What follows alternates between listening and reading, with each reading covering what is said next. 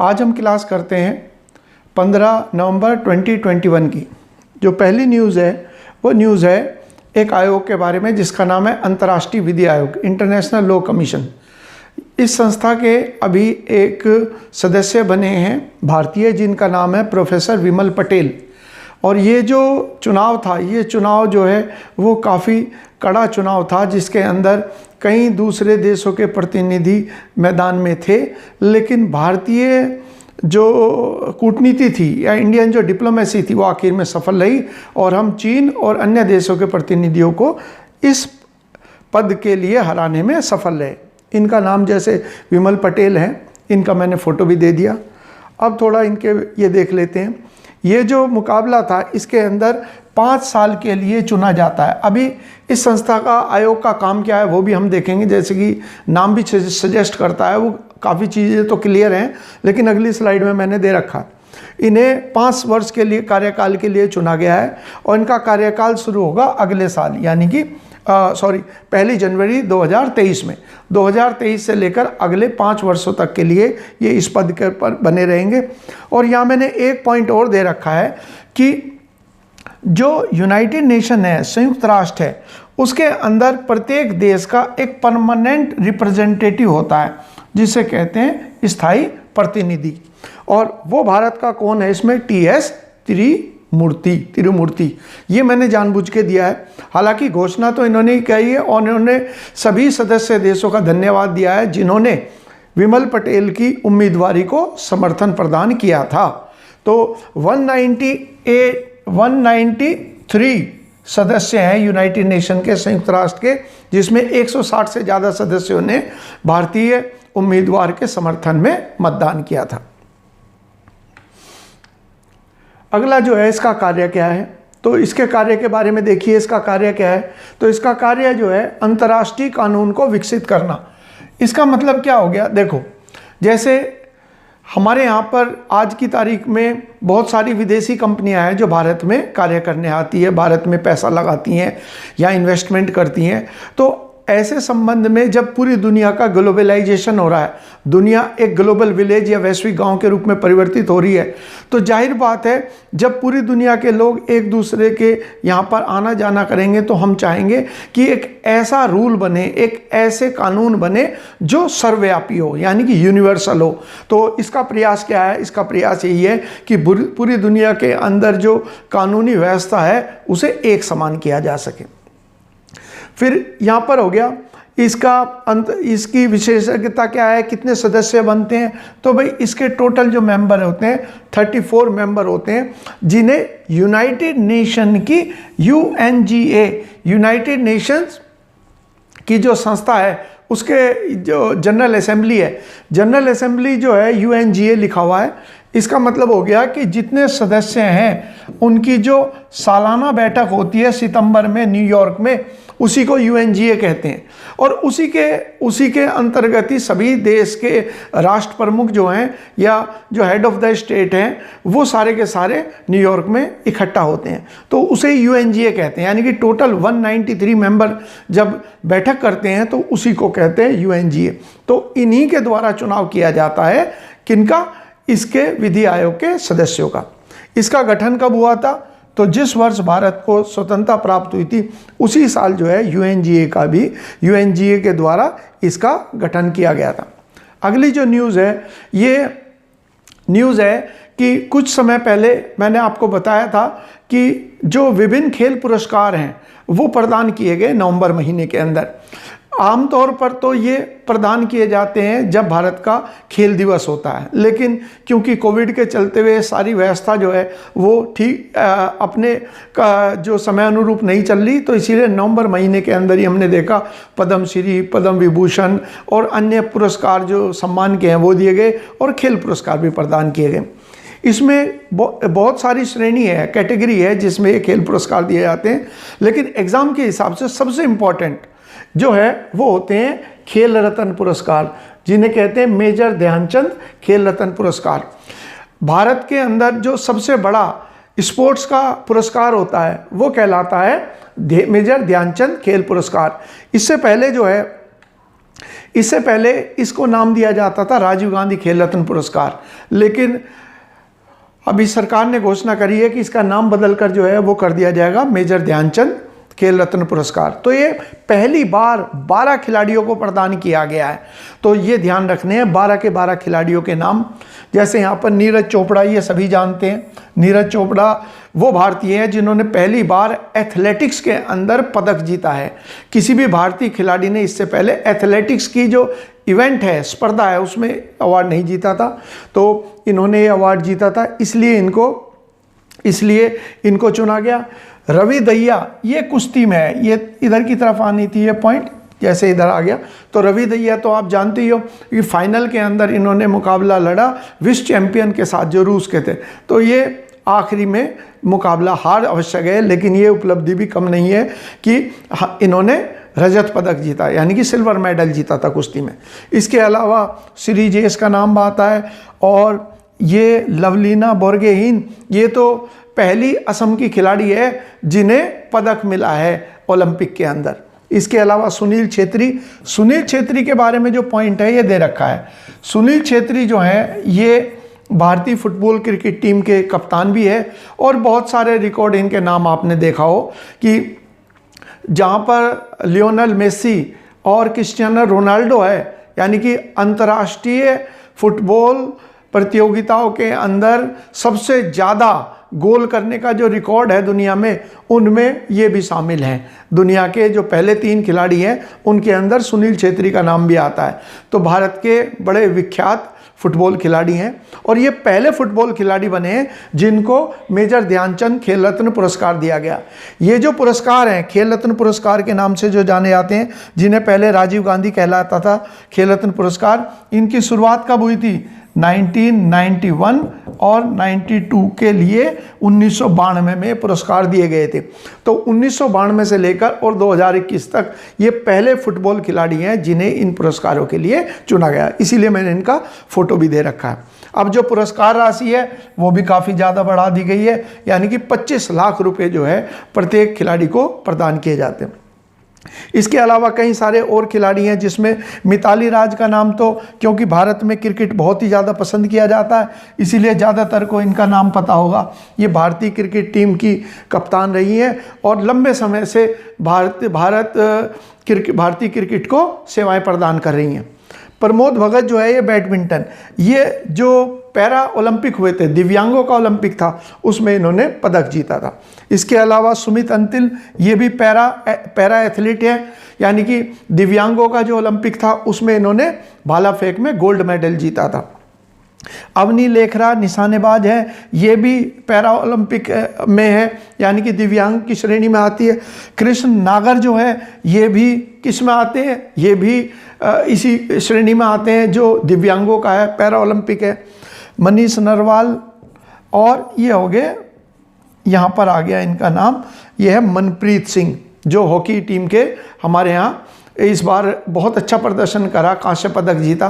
तो ये जो जितने भी नाम हैं ये नाम आप लोगों को याद करने हैं, क्योंकि ये परीक्षा के लिए इम्पोर्टेंट है।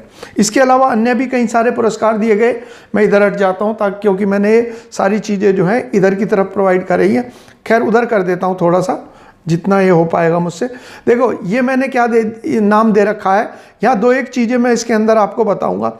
थोड़ा सा ये इस तरीके का हो गया कि विजेता का नाम उधर राशि ऊपर की तरफ जाना था, कोई बात नहीं, इसमें बस मैंने आपको दे दिया पुरस्कार राशि देख लेना। जो वनडे एग्ज़ाम है उनके अंदर इस तरीके के सवाल आ जाते हैं। हालांकि कभी कभी ये भी सवाल आ जाते हैं किसने ये पुरस्कार जीता, जैसे अर्जुन पुरस्कार है, ये किसने जीता, ये सारे खेल के पुरस्कार हैं। तो भाई वो तो बहुत बड़ी सूची रहती है, अलग अलग नाम रहते हैं। वो मैं अगर जैसे PDF वगैरह प्रोवाइड कराऊंगा तो उसके अंदर मैं दे सकता हूं। फिलहाल तो यहाँ समझाने का कोई आवश्यकता नहीं है। जो बहुत इंपॉर्टेंट है इसमें, जो एग्ज़ाम में आते हैं, वो मैं ज़रूर इसके अंदर बताऊंगा। एक तो ये हो गया, बाकी ये पुरस्कार देख लिए, अर्जुन पुरस्कार, द्रोणाचार्य जो है 2 श्रेणी में दिया जाता है। एक तो रेगुलर कैटेगरी, यानी कि कोई अभी खेल रहा हो, एक दिया जाता है लाइफ टाइम कैटेगरी में 15 लाख रुपए, और जो अभी खेल रहे हैं उनके लिए 10 लाख। और एक पुरस्कार ध्यानचंद पुरस्कार भी है 10 लाख रुपए, और राष्ट्रीय खेल प्रोत्साहन पुरस्कार, ये देख लीजिए, किसी संस्था को जिसने खेलों को प्रोत्साहित करने में योगदान दिया हो उसके लिए ये पुरस्कार दिया जाता है। और इसमें नाम आता है मानव रचना एजुकेशनल इंस्टीट्यूशन का नाम आ रहा है, तो ये भी ध्यान रख लेना आप लोग, इनका जो नाम दे रखा मानव रचना एजुकेशनल, ये क्वेश्चन आ सकता है कि किसको इस बार इसके लिए चुनाव किया गया। इसके साथ साथ ही फिर हो गया कारपोरेट सामाजिक उत्तरदायित्व, इसे कहते हैं, ये जो नाम आता है इसे कहते हैं कॉरपोरेट सोशल रेस्पॉन्सिबिलिटी, यानी कि जो संस्थाएं समाज से पैसा कमाती हैं, चाहे वो कोई भी व्यापार करती हो, तो उनकी जिम्मेदारी है समाज के प्रति उस ऋण को पूरा करना, यानी कि उसको अदा करना। तो उनसे अपेक्षा की जाती है कि वो सामाजिक कार्यों के अंदर कोई निवेश करेंगे। तो उसके अंतर्गत खेलों के अंदर जो इन्वेस्टमेंट किया है उसके लिए आएगा इंडियन ऑयल कॉरपोरेशन, ये इंडियन ऑयल और यहाँ लिखा कॉरपोरेशन, तो इसको ये लिखा होता है जब आप पेट्रोल पंप पे देखते हो IOC। एक तो ये याद रखना हमें। फिर लास्ट में आ गया एक और क्वेश्चन है, ये भी एग्जामों के अंदर आया हुआ है कि यूनिवर्सिटीज़ की एक प्रतियोगिता होती है जिसे कहा जाता है मौलाना अबुल कलाम आज़ाद ट्रॉफी। तो ये मैं जितनी बार भी देखता हूँ अधिकांश में इसी का नाम आता है, पंजाब यूनिवर्सिटी चंडीगढ़ में जो है। तो ये भी क्वेश्चन एग्जाम के अंदर, जैसे SSC के एग्जाम है उसके अंदर ये वाला भी आया हुआ। तो जो सबसे इंपॉर्टेंट पॉइंट्स थे आपके जो एग्जाम में है, एक तो ये 5वें नंबर का, एक 6ठे नंबर का, और एक ये 7वें नंबर का। इन्हें मुझे लगता है कि ये आप लोगों को अवश्य याद करने होंगे। एक तो वो याद करने होंगे जो मैंने पहले बताया कि राजीव गांधी मेजर ध्यानचंद खेल रत्न पुरस्कार, वो तो आपको याद ही करने हैं, और याद दूसरा श्रेणी जो है वो इनकी आएगी। अब अगली न्यूज़ देखते हैं, वो आ गया भारतीय सेना की कौन सी एरोबेटिक्स टीम दुबई में एयर शो हो रहा है। ये कोरोना के बाद जो है दुबई के अंदर एयर शो का आयोजन किया जा रहा है, और उस एयर शो के अंदर ये एरोबेटिक्स का मतलब हो गया यानी कि करतब दिखाना, हिंदी में करतब दिखाने वाली टीम। तो हमारे यहाँ पर जो है इंडियन एयरफोर्स की ये 2 टीमें हैं, एक तो हेलीकॉप्टर की जिसे कहते हैं सारंग, जो मोर का ही एक नाम है, और एक कहलाती है सूर्य किरण। ये 2 हैं, इनकी दोनों का मैं आपको फोटो भी दिखा देता हूँ। ये देखिए, ये वाली जो है इसको कहा जाता है सारंग, जैसे यहाँ पे फोटो भी दे रखा है, ये एक मोर का चित्र बना रखा है। तो ये हेलीकॉप्टर से करतब दिखाने वाली जो भारतीय वायुसेना की टीम है उसे कहा जाता है सारंग, और दूसरी जो टीम है हमारी वो कहलाती है सूर्य किरण। सूर्य किरण क्या है, ये हवाई जहाज से करतब दिखाते हैं, है ना, जैसे फॉर्मेशन बनाते हैं, राष्ट्रीय ध्वज तीनों रंग निकालते हुए चलेंगे। आपने देखा हो कि 8 अक्टूबर को जब हिंडन में, दिल्ली के पास हिंडन के एयरबेस में, ये 8 अक्टूबर को वायुसेना दिवस, इंडियन एयरफोर्स डे मनाया जाता है, तब भी इस तरीके के प्रदर्शन ये दिखाते हैं। और यहाँ लिखा भी हुआ सूर्य किरण, यहाँ आप देखेंगे हमारे जहाज के ऊपर सूर्य किरण लिखा हुआ। अब इनके बारे में थोड़ा सा मैं आपको बता देता हूँ जो पॉइंट्स हैं। एक तो ये पॉइंट आ गया कि ये जो है सूर्य किरण तो हो गया कौन सा, ये एरोबेटिक्स प्रदर्शन करती है कि कौन सी टीम है, किस चीज़ की है, ये हवाई जहाज की। तो ये सूर्य किरण का मतलब है हवाई जहाज। और कब इसकी स्थापना की गई, 1996 में इसकी स्थापना की गई, और इसे वायुसेना की जो 52nd स्क्वाड्रन है उसका हिस्सा इसको माना जाता है। अगला पॉइंट जो आ गया, ये आ गया फिर जैसे सारंग के बारे में। जैसे मैंने आपको बताया था कि सारंग का अर्थ क्या हो गया भाई, सारंग जो है ये मोर। तो जो हेलीकॉप्टर के माध्यम से करतब दिखाने वाली इंडियन एयरफोर्स की टीम है उसे कहा जाता है सारंग। इसकी स्थापना कब हुई, ये क्वेश्चन ध्यान रखना है हमें। 2000 एग्जाम के अंदर जो क्वेश्चन आएंगे, एग्जाम में आएंगे कि इंडिया एयरफोर्स की जो करतब दिखाने वाली टीम है हेलीकॉप्टर की या हवाई जहाज की, उसका नाम क्या है, या फिर कह देंगे सूर्य किरण क्या है, या फिर सारंग क्या है। इस क्रम में आपको ध्यान रखना है। फिर आ गया अगला जो पॉइंट आ गया, एक पुस्तक के बारे में आ गया जिसे force in state craft. State craft मतलब हो गया राज्य चलाने की जो नीति होती है या राज्य नीति जो होती है उसे कहा जाता है स्टेट क्राफ्ट। इसका विमोचन किया। तो ये पुस्तक से ज़्यादा इम्पोर्टेंट मेरे लिए था कि इसमें नाम आ रहा था इंडिया के जो डिफेंस सेक्रेटरी है जिनका नाम है अजय कुमार, इनको मुझे दिखाना था। इनकी वजह से ही मैंने ये न्यूज़ जो है वो ली है किताब के बारे में। और क्योंकि इस किताब में क्या है, इस किताब के अंदर बहुत सारी ऐसी चीज़ें हैं जैसे आतंकवाद विरोधी अभियान, वायु शक्ति, परमाणु शक्ति जैसे जो विषय हैं उनके ऊपर जो डिफरेंट ऐसे लिखे गए हैं उनके बारे में इसमें बताया गया। ये हमारे डिफेंस सेक्रेटरी, ऊपर की तरफ नाम भी दे रखा है, यहाँ भी इंग्लिश में भी लिखा हुआ है डिफेंस सेक्रेटरी। और इन्होंने किसका स्थान लिया था? संजय मित्रा का ये नाम दे रखा है। ये मैंने जानबूझ के ये वाला फोटो लिया है ताकि 2-3 पॉइंट आपको साथ में कवर होते हुए चलें। अगली जो न्यूज़ है वो आ गई भाई, अभी T20 का विश्व कप चल रहा है जिसमें भारत जो है शुरू में ही बाहर हो गया था। और उसके बाद जो हमारा पड़ोसी देश है जिसने खुशियां मनाई थी बहुत ज़्यादा, पाकिस्तान, वो भी फिर उसके बाद जल्दी ही सेमीफाइनल से उसने भी अपना घर का रास्ता नापा। तो इस वर्ल्ड कप के अंदर जो चैंपियन बनी है वो चैंपियन जो है वो बनी है ऑस्ट्रेलिया की टीम। आपने अभी पढ़ाई होगा उनके बारे में, क्योंकि क्रिकेट तो भारत में बहुत लोकप्रिय है। तो उसके अंदर ये था कि ऑस्ट्रेलिया ने जो है अपने चिर प्रतिद्वंदी, जैसे इंडिया और पाकिस्तान का मैच होता है वैसा ही मैच जो है ऑस्ट्रेलिया और न्यूजीलैंड के बीच में होता है हमेशा। इनके बीच में जो है वैसा ही तनाव रहता है जैसा भारत और पाकिस्तान के बीच में। ये दोनों के दोनों भी पड़ोसी देश हैं, इनके बीच में तस्मान सागर ही अलग करता है इनको, बाकी इनके बीच में भी वैसी प्रतिस्पर्धा चलती है जैसे इंडिया और पाकिस्तान के बीच में है। तो जैसे भारत से पाकिस्तान पहली बार किसी विश्व चैंपियनशिप के अंदर पहली बार उसने T20 में भारत को हराया था जब इस बार के प्रतियोगिता में, लेकिन जो न्यूजीलैंड है वो अभी तक ये कारनामा नहीं दिखा पाई। यानी कि जैसे इंडिया हमेशा पाकिस्तान को हराता है वैसे ही हमेशा जो है ऑस्ट्रेलिया भी न्यूजीलैंड को हराता है। इस बार के मुकाबले में भी पुरानी कहानी दोहराई गई और ऑस्ट्रेलिया जो है वो वर्ल्ड चैंपियन बन गई। ऑस्ट्रेलिया को जो है स्पोर्ट्स का देश कहा जाता है, खिलाड़ियों का देश कहा जाता है। किसी भी खेल के अंदर यदि हम रिकॉर्ड उठाकर देखें तो ऑस्ट्रेलिया ही, चाहे तैराक हो, चाहे धावक हो, रनर हो, तो हम पाते हैं इनका नाम जो है वो काफ़ी ऊपर रहता है। तो ये देश ही ऐसा है। और इसने ये जो प्रतियोगिता है ये तो हालांकि इसने पहली बार जीती है। मैं इसको फिर दिखा देता हूँ कि ये जो प्रतियोगिता थी इसके फाइनल में वर्ल्ड चैंपियन बना और ये ऑस्ट्रेलिया की पहली बार T20 में वर्ल्ड चैंपियन। ये लिखा ना इस स्वरूप में।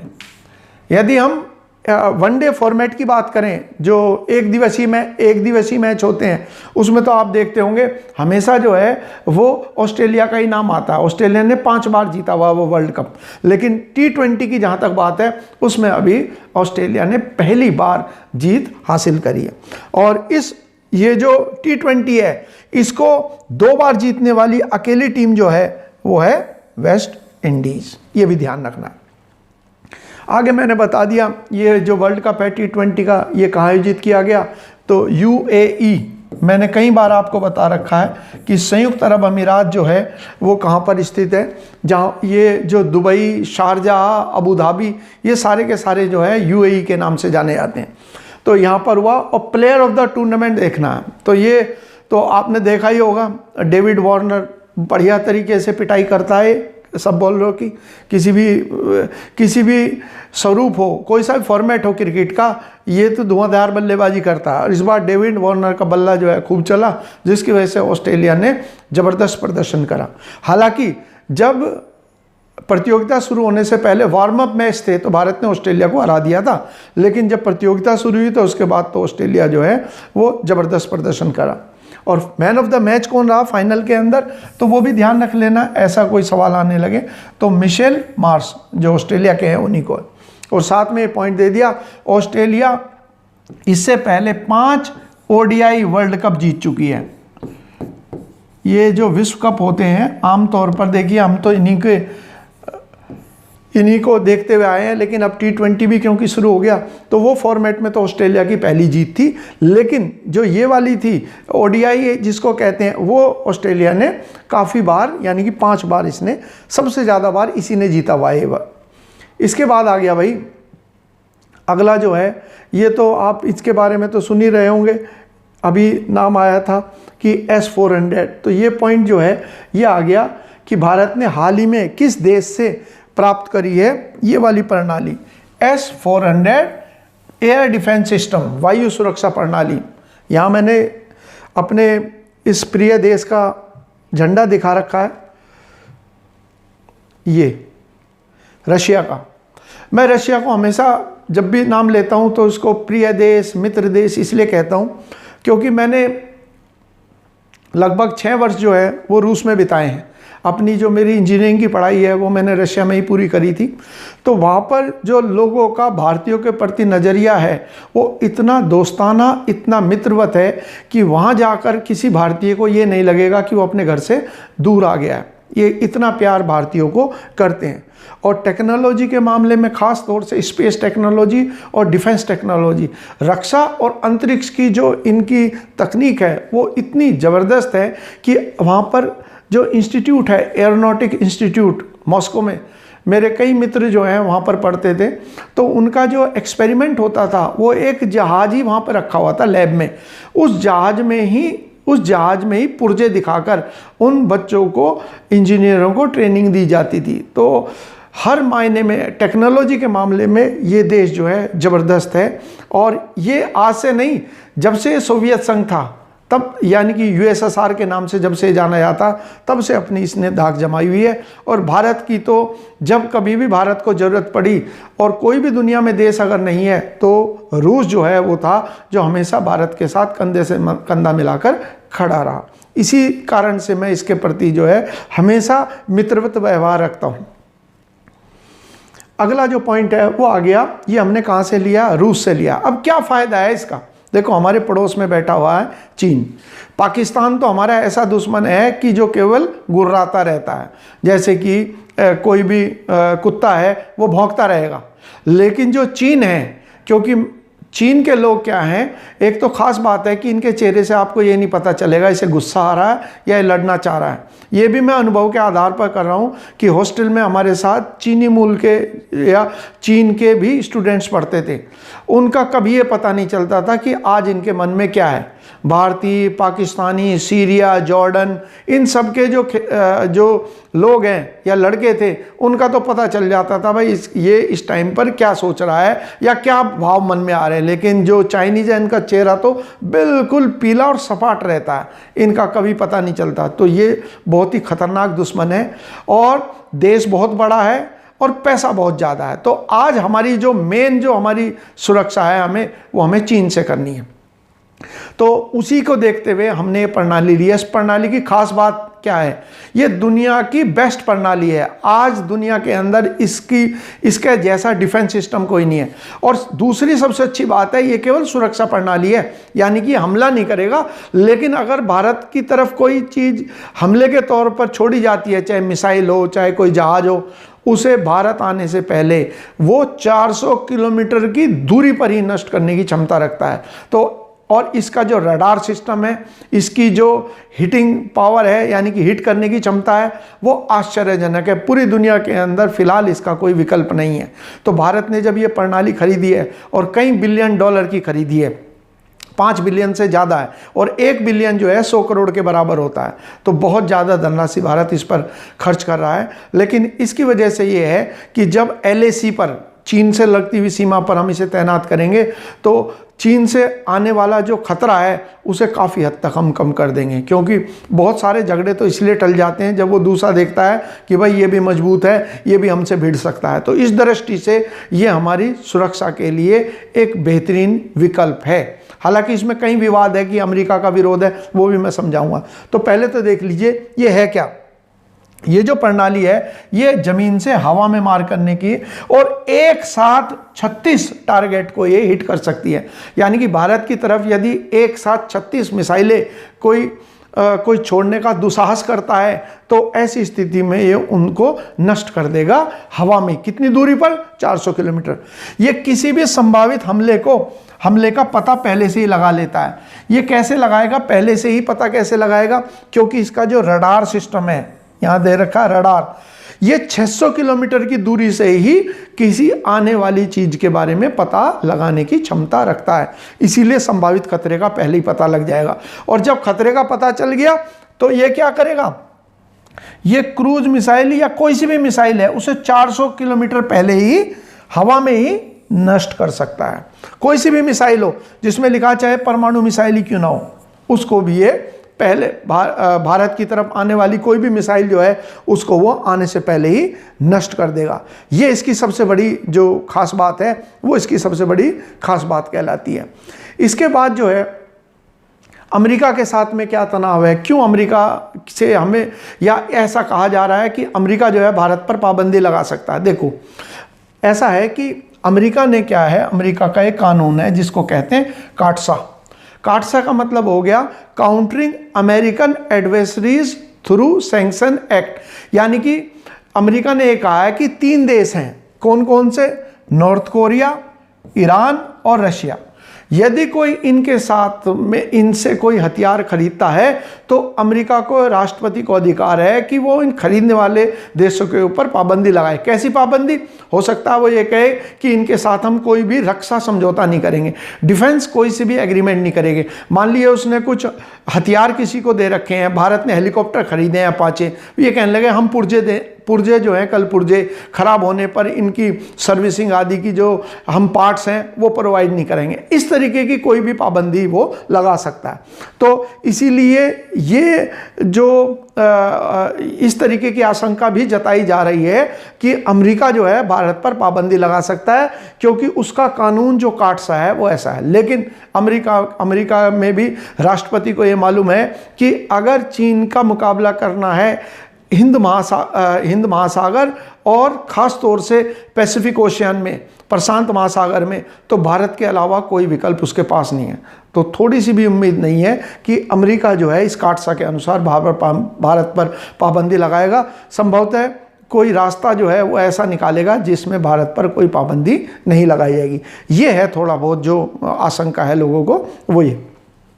भारत का दृष्टिकोण क्या है भाई? भारत ने स्पष्ट कह दिया हमारा तो सबसे बड़ा दुश्मन चीन है, और चीन का मुकाबला तो आज दुनिया में कोई भी देश जो है करने को तैयार नहीं है। उसने कोरोना विषाणु वायरस जो है पूरी दुनिया पर छोड़ दिया, लेकिन कोई देश उसका सामने मुंह पर आकर कहने को भी तैयार नहीं है। अपने ही देश में कोई कहने को तैयार नहीं है कि ये चाइना ने इस वायरस को छोड़ा है। तो ऐसी स्थिति में भारत तो बिल्कुल अकेला है, और भारत जब अकेला है तो उस दुश्मन से भिड़ने के लिए हमें ऐसे हथियार की आवश्यकता है। इसीलिए भारत ने कहा कि भाई जो अपना नेशनल इंटरेस्ट है, राष्ट्रीय हित है, वो सर्वोपरि है, यानी कि सुप्रीम है। उसके लिए जो कुछ भी करना होगा वह हम लोग अवश्य करेंगे। फिर पॉइंट आ गया इसमें कि ये सुरक्षा प्रणाली जो है वो कितने देशों के पास में है वर्तमान के अंदर। तो यदि आप यहाँ पर देखेंगे, यहाँ पर तो ये नाम दे रखे हैं 2 देशों के, एक तो टर्की है और एक चाइना है।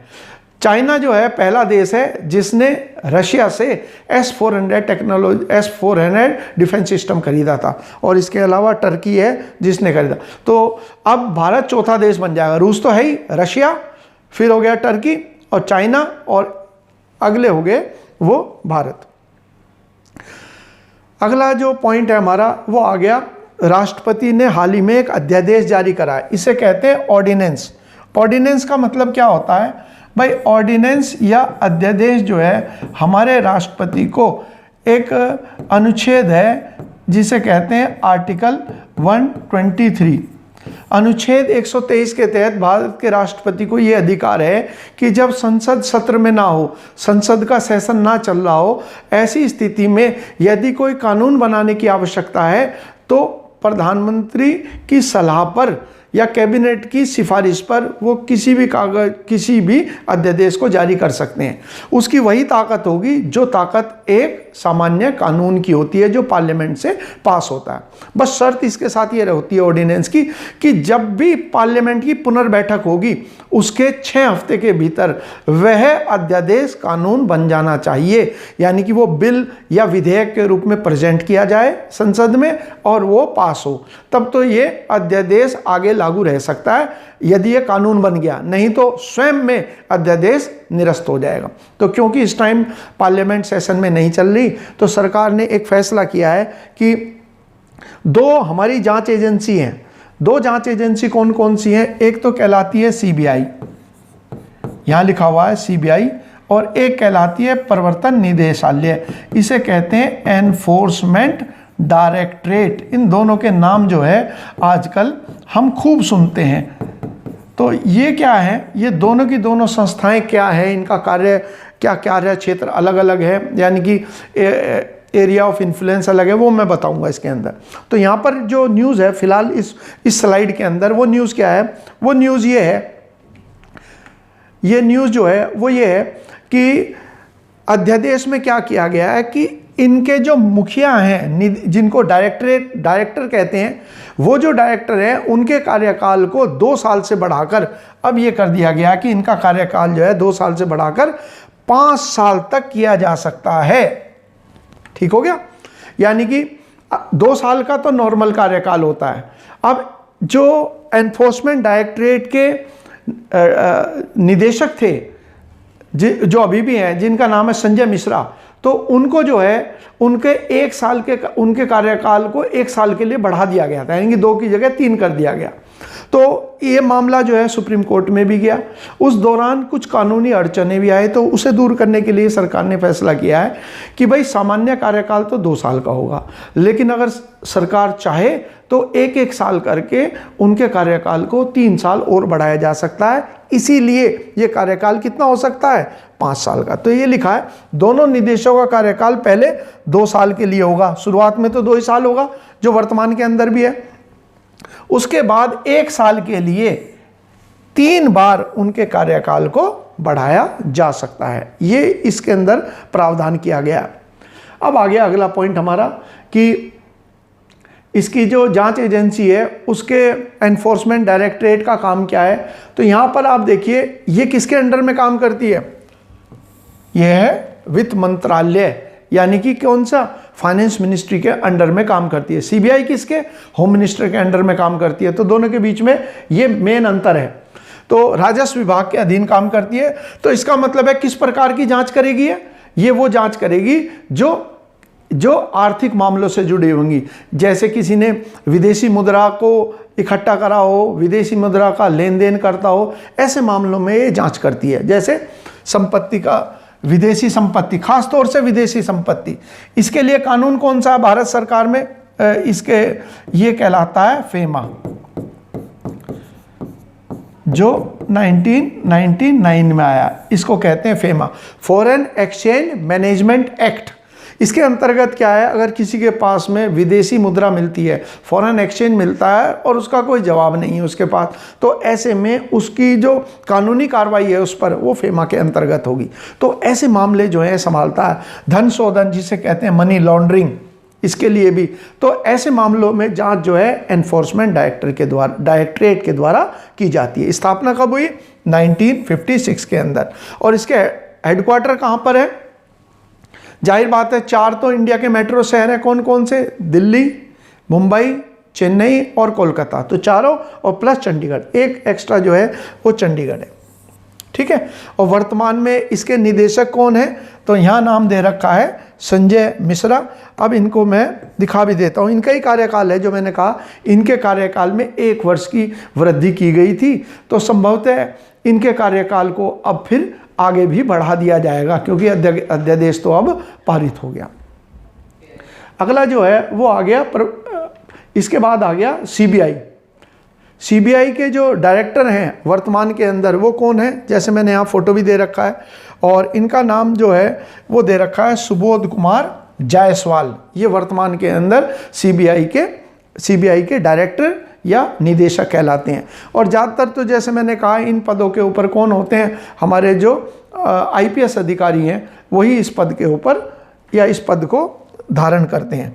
अब इस मामले में जो है इसकी स्थापना कब हुई, तो देखिए इसकी स्थापना जो है सेकेंड वर्ल्ड वार जब खत्म हो, सेकेंड वर्ल्ड वार जब चल रहा था, दूसरे विश्व युद्ध की समय काल क्या था, 1939 से 1945 ये समय था वर्ल्ड वार सेकेंड का। तो वर्ल्ड वार सेकेंड के समय पर भ्रष्टाचार आदि के जब मामले आए तो ब्रिटिश सरकार ने फैसला किया, एक कानून बनाया, जिसको एक कानून पास किया 1941 में, स्पेशल पुलिस एस्टेब्लिशमेंट, इसकी स्थापना करी। यानी कि ऐसी संस्था का गठन किया जो भ्रष्टाचार के और करप्शन के मामलों पर निगरानी रखती थी। उसके बाद 1941 के बाद जब ये वर्ल्ड वार खत्म हो गया तो एक अलग एक्ट आया, कानून आया, Delhi special police establishment act 1946। ये इंपॉर्टेंट है क्योंकि आज जो CBI काम कर रही है वो इसी कानून के अंतर्गत ही वो सारे काम कर रही है। जो भी चेंजेस आते हैं वो सारे चेंज जो है इसी एक्ट के अंदर लाए जाते हैं। और जैसे इसमें आगे लिख भी रखा है कि CBI का जो संचालन है वो किसके द्वारा किया जा रहा है, वो इसी कानून के अंतर्गत संचालन किया जा रहा है। फिर आता है बच्चों 1963। आज जो हम CBI कहते हैं उस CBI का नाम कब पड़ा, 1963 में, और ये किसके अंडर में आ गया, होम मिनिस्ट्री के अंडर में आ गया। और होम मिनिस्टर कौन है इस टाइम पर, अमित शाह। तो ये 3 पॉइंट ध्यान रखने हैं आपको। सबसे इंपॉर्टेंट है 1946। CBI के मामले में जब भी कुछ चीज़ होगा तो हमेशा 1946 के एक्ट का नाम अवश्य आएगा। और वर्तमान में इसके जो हेड है वो कौन है इसके CBI के, तो हमने बता दिया, सुबोध जायसवाल, जिनका फोटो मैंने अभी आपको दिखाया भी था। अगला आ गया देश का पहला घास प्रजाति संरक्षण सेंटर, यानी कि grass protection centre, conservation centre कहाँ इस्टेब्लिश किया गया।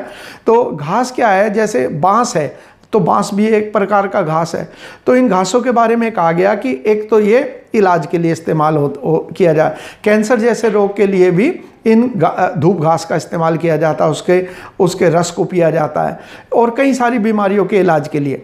तो इसके दोनों काम होंगे, एक तो इसकी दवाइयाँ भी बनती है और सेकेंडली ये कार्बन को बड़े पैमाने पर एब्जॉर्ब करता है। तो एक तरीके से वायुमंडल के अंदर जो हानिकारक ग्रीन हाउस गैसें हैं उनको भी ये कम करने का काम करता है। पेड़ों के वनस्पति ये ज़्यादा वो करते हैं। तो ये इंडिया का पहला कहाँ पर एस्टेब्लिश किया गया, रानीखेत उत्तराखंड के अंदर। तो जैसे यहाँ विभिन्न किस्मों की जो घास है उसकी 90 प्रजातियाँ उगाई जाएंगी और इसमें सुगंध व औषधीय, यहाँ वह ना होकर ये केवल वह, औषधि के साथ धार्मिक महत्व वाली घास की प्रजातियों को भी जगह दी गई। ये सभी किस्म के पेड़ों से ज़्यादा कार्बन अवशोषित होता है, एब्जॉर्ब होता है। तो कार्बन जो है, जो कार्बन डाइऑक्साइड की फॉर्म में है, वो बड़े पैमाने पर इसके द्वारा एब्जॉर्ब होता है। इस कारण से अब मैं उत्तराखंड के बारे में आपको दिखा दूं यहाँ फोटो पे मैप के ऊपर कि कहाँ पर है। तो ये हमारा प्यारा उत्तराखंड है जिसे देवभूमि भी कहते हैं। सभी जानते हैं हरिद्वार कोई चला जाए या हिमालय कोई चला जाए तो मन में भगवान के प्रति और प्रभु के प्रति जो भावना है वो बहुत ज़्यादा जागती है और प्रभु भक्ति का मन करता है। वहाँ का वातावरण ही ऐसा है कि हमेशा प्रभु की याद आती है और आध्यात्म की तरफ रुझान होता है।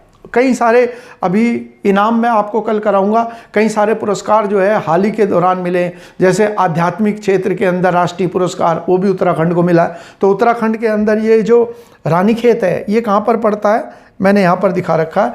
यहाँ से नैनीताल नीचे उत्तर प्रदेश से अगर चलेंगे तो उत्तर प्रदेश से रुड़की हरिद्वार होते हुए चलेंगे, इधर हरिद्वार पड़ गया है। दूसरे रास्ते से भी अगर हम जाएं, जैसे मुरादाबाद की तरफ से जाएं, मुरादाबाद अमरोहा, तो इधर की तरफ से जाने पर क्या पड़ेगा, ये नैनीताल, और नैनीताल के बाद अल्मोड़ा जो डिस्ट्रिक्ट है वहाँ पड़ता है रानीखेत। आपको स्पष्ट दिखाई दे रहा होगा, फिर भी मैं और थोड़ा बड़ा करके दिखा देता हूँ ताकि आपको ये और बेहतर दिखाई दे जाए। ये है ना जो मैं आपको बता रहा हूँ। इधर तो नैनीताल है, नैनीताल में कौन सा नेशनल पार्क है, जिम कॉर्बेट नेशनल पार्क। अब जिम कॉर्बेट नेशनल पार्क का नाम बदल कर क्या किया जा रहा है, उसे किया जा रहा है रामगंगा नेशनल पार्क के नाम बदला जा रहा है। यही फेमस है क्योंकि हम सब भी इसी के बारे में जानते हैं।